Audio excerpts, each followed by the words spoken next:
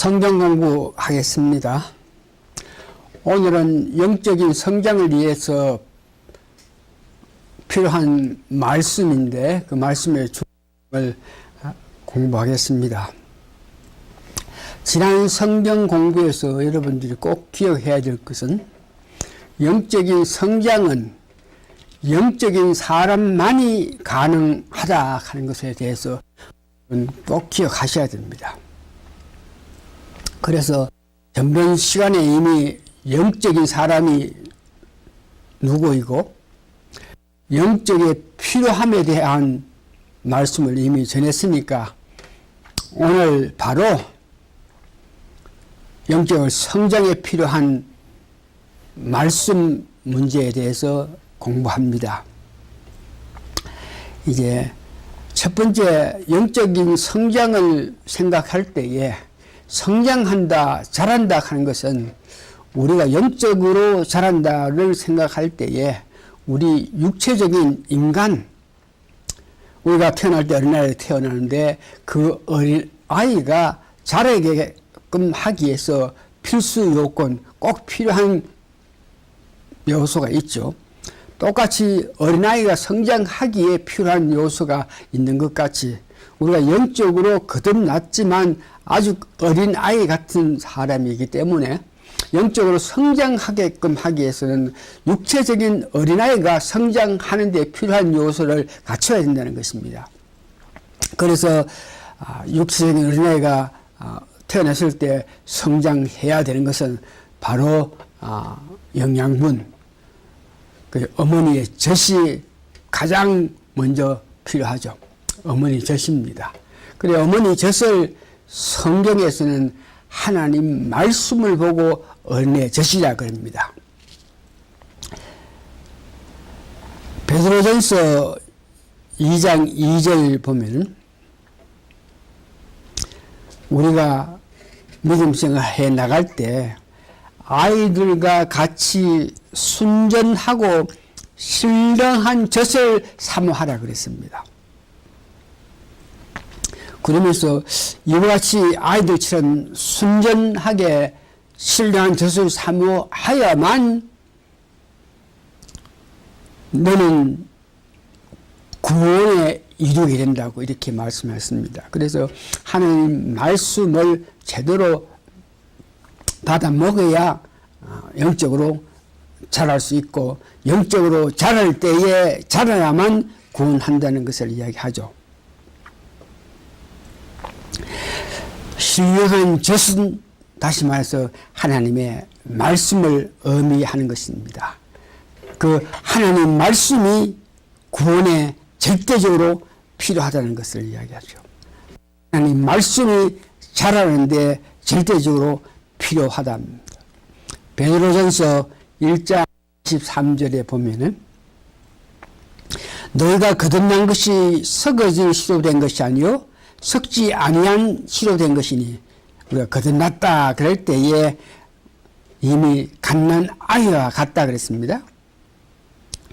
그래서 그런 사람이 하나님의 살아있고 항상 있는 말씀으로 되었느니라. 그러니까 거듭나게 된 것은 젖 먹는 어린아이가 같이 영적으로 된 것은 하나님 말씀으로 우리가 태어났다는 것입니다. 그러니까 하나님 말씀을 계속 먹어야만 영양 섭취를 하야만 영적으로 이렇게 성장해진다는 것을 말합니다.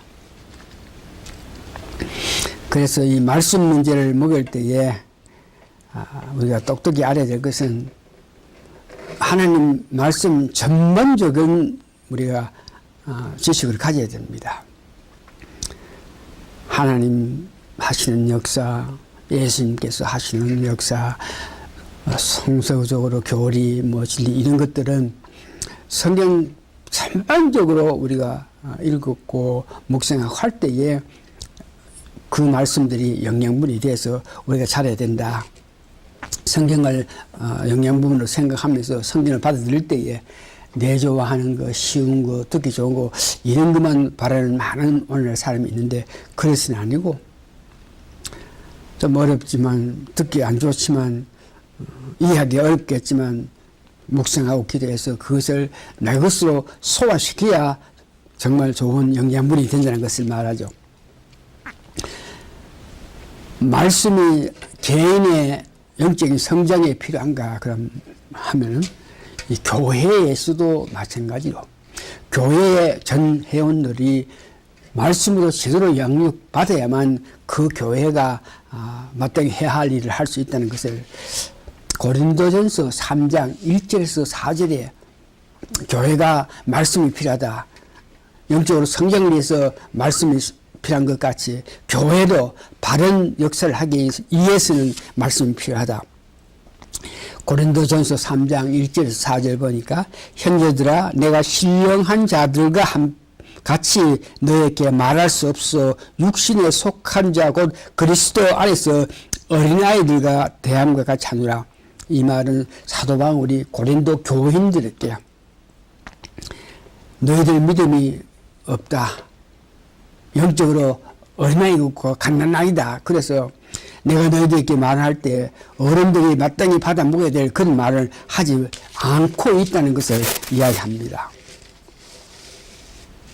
그러면서 고린도전서 3장 2절에는 내가 너희를 젖으로 먹이고 밥으로 아니하였느니 이는 너희가 감당하지 못할 것이다. 지금도 못하리라. 젖과 밥 이런 말을 하는데 너희를 젖으로 먹이고 밥으로 먹이지 않는다. 그럴 때에 젖하는 것은 말씀인데 말씀 가운데 아주 간단하고 쉽고 듣기 좋고 뭐 이런 말들. 그래서 사람들이 듣기 좋고 기분 전환하기 참 좋고 하니까 부흥회라든지 집회에 돌아다니면서 그 말씀을 먹는데 그것은 젖과 같은 입장이고 이 밥을 먹는다 하는 것은 성경을 바로 읽고 말씀을 가지고 그것이 내 비춰보고 원하면서 이해하기를 원하는 것이 밥이라 그럽니다.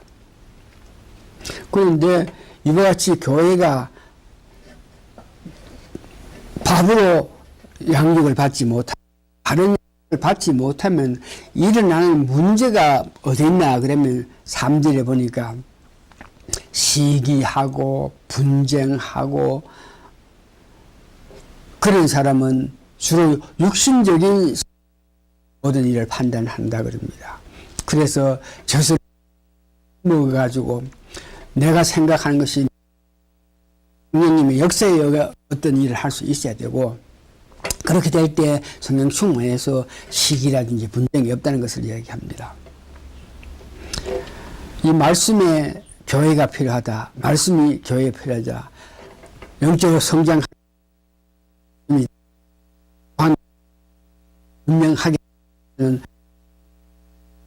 말씀이 중요하다는 걸 했고 말씀에 대해서 중요하다고 강조한 사람이 베드로가 있는데 베드로는 그가 시몬 변하기 쉽고 흔들리기 쉽고 급한 마음으로 살아가는 그가 반석 같은 사람이 되기까지 내는 예수님 그가 있고 어떤 일이 있을 때마다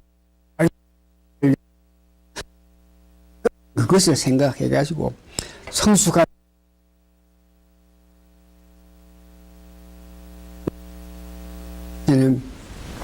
말씀이 필요하다 하는 것을 특별히 강조하는 것인데 베드로전서 5장 1절에서 3절 제가 늦게 제2의 목회를 한다. 저는 2010년도에 그런 마음을 가지고 시작했을 때에 2010년도 지금부터 8년 전에 내가 제2차적인 목회를 한다 그러면서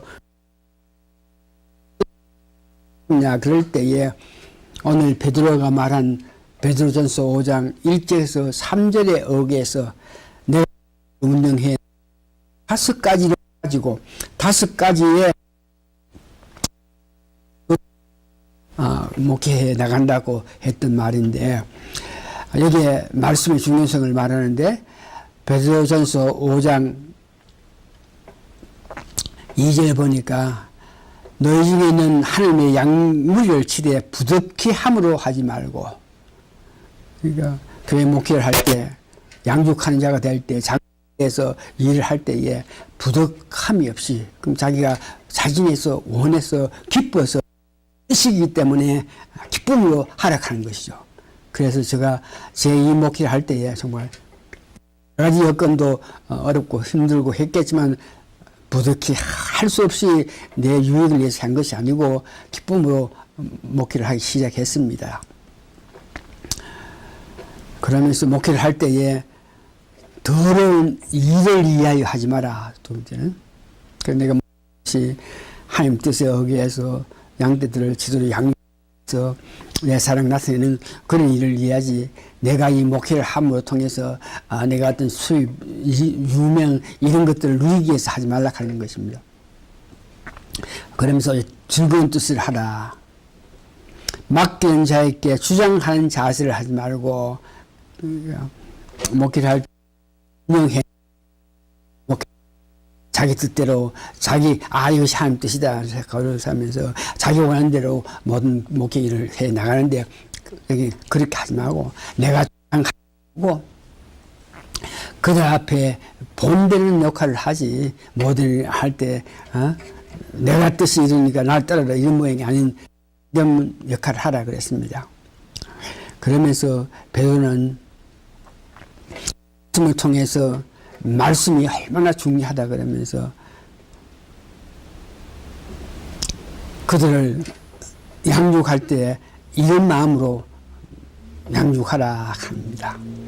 여기에 베드로가 말한 말씀 가운데는 꼭 성경에 기록된 그 말씀뿐 아니고 꿈으로도 말씀을 줄 수가 있고 항상으로도 말씀을 주고 세미한 소리, 또한 어떤 환경에 세상 돌아가는 여러 가지 일, 또한 가까운 사람을 통해서 말씀을 우리가 얻을 수 있습니다.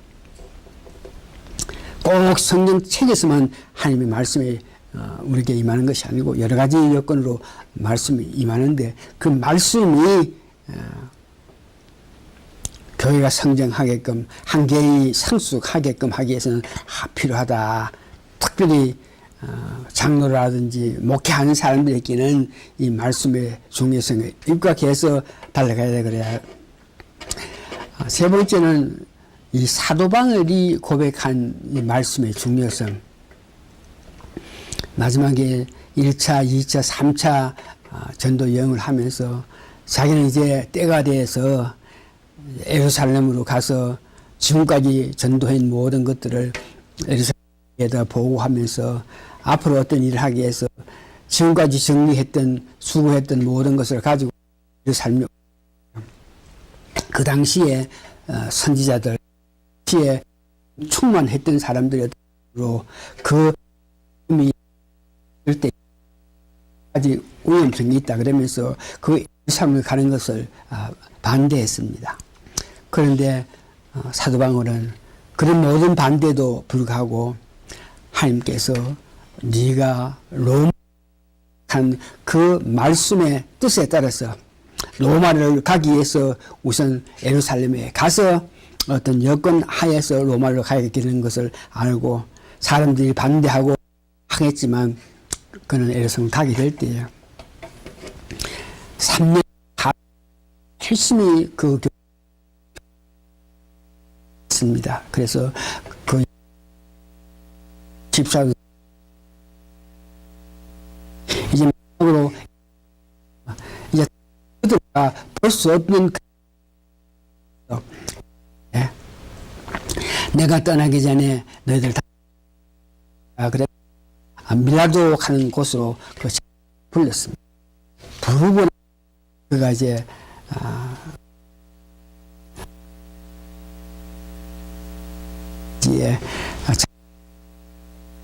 말을 했는데요. 그 말 내용은 사도행전 20장 26절에 있는데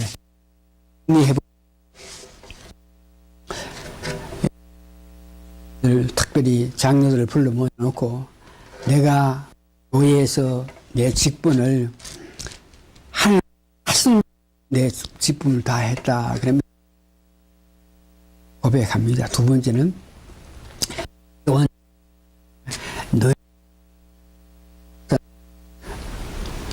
너희들이 잘나서 그리고 하나님의 순전한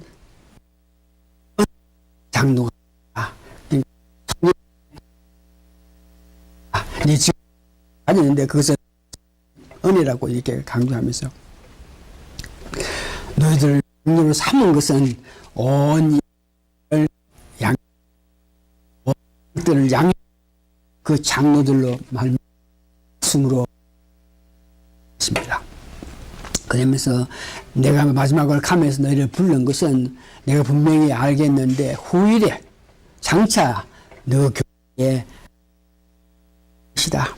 그 이런 일 하는 것은 이 가진 사람들이 나타나서 여러 가지 교회를 얻을 것이고 너희들 가운데에 장로들 가운데 지도자 가운데 자기를 따르게끔 하기 위해서 자기 주장을 세상 상식을 세상 철학을 나타내서 자기를 인정받기 원하는 그런 사람이 있어가지고 여러 가지 문제가 일어날 것을 내가 안다. 그러니까 마지막을 떠나면서 이런 문제에 대해서 고백하는 데에 이 고백에 보니까 지금 내가 너희를 주와 및 그 은혜의 말씀에 부탁하노니 그 말씀이 너희를 능히 든든히 세우리라. 때 가고 양육을 하고 교회가 되게끔 하고 교회가 성숙하게끔 하기 위해서는 말씀이 너희들에게 준 은혜를 너희들이 너희들이 성숙해서 말씀을 받았기 때문에 그 말씀이 주는 능력으로 그 어려움을 이길 수 있다. 그러면서 말씀의 중요성을 이야기했습니다. 이 모든 에베소서 장로들 종합해보면 말씀이 주는 유익함에 대해서 너가 알고 있어야 된다. 이 모든 것들을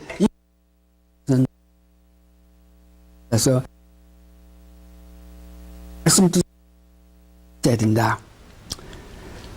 두 번째는 적으로 성도의 기업이 있다는 것을 했습니다. 말씀을 정리합니다. 영적 성장을 위해서 내 자신이 하나님의 말씀을 듣고 내 삶의 지침이 되어 여러분들이 하고자 하는 일들을 그 사람이 되어야 된다 하는 것을 잊지 마시고 말씀을 듣고 살아나기를 원하는 여러분 되시길 바랍니다. 다 같이 기도하십니다. 고마우신 아버지 하나님, 말씀이 주는 유익함을 우리가 들었습니다만 실제로 그 말씀에 순종해서 우리 구체적으로 말씀에 순종하는 너무나 믿음과 힘을 어떤 가운데서라도